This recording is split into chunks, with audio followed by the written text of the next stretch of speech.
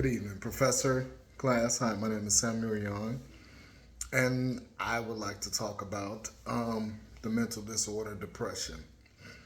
Depression affects everybody in many different ways, and in my um, project, my PowerPoint presentation, I will go and tell how one of the best evidence based practices for the treatment of depression is cognitive behavior therapy. It has been around for over 50 years.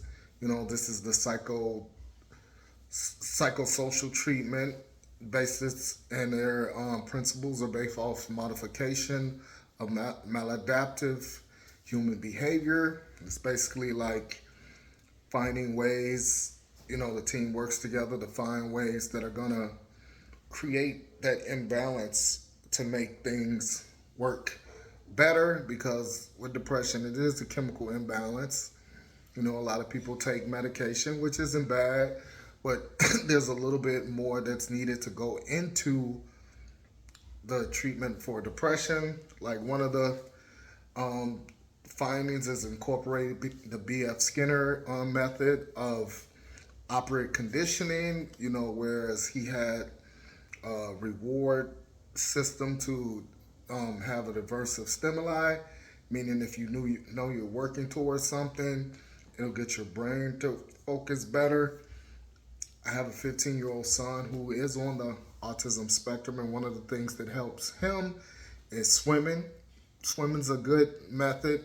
We've come to learn that yoga is a new method that helps with depression. Although I didn't mention these things in my presentation, I would like to say that yoga and swimming has been known and proven to help people with depression. Now, one of the centers that I mentioned in my PowerPoint presentation is brain balance centers that are based in Las Vegas, Nevada, where I'm from.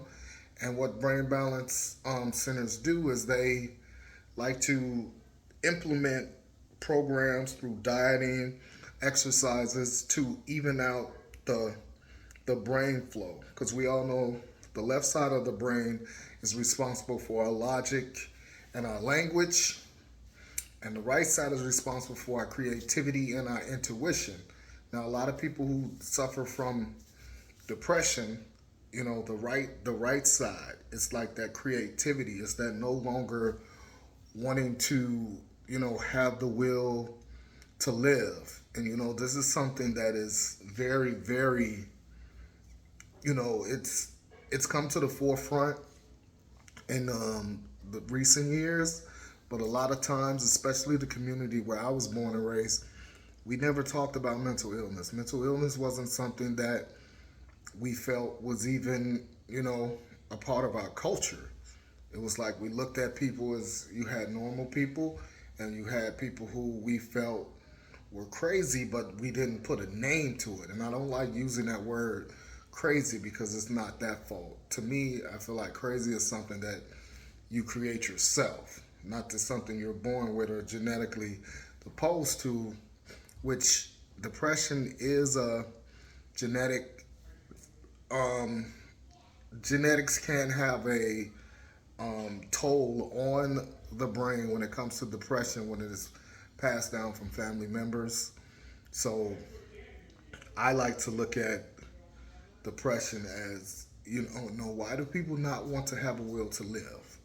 Like, I love life, I want to live, but I know there's people out here who suffer from this terrible disorder, along with other mental disorders. We have bipolar disorder, just to mention that's, along the family tree of depression. But bipolar disorder now has come to the forefront in recent years as, some people look at it as like, oh, this person has two different sides. They might snap or do this in a minute. But the one thing in the mental health field that you have to remember is no one wants to feel that way.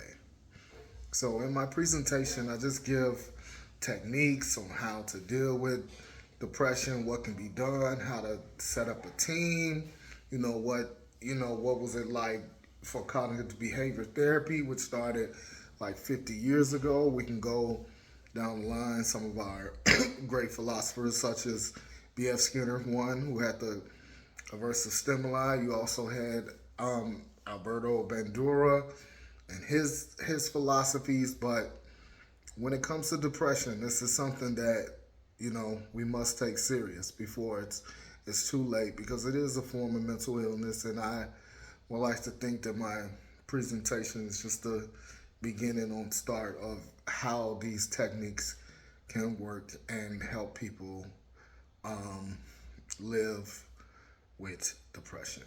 Thank you.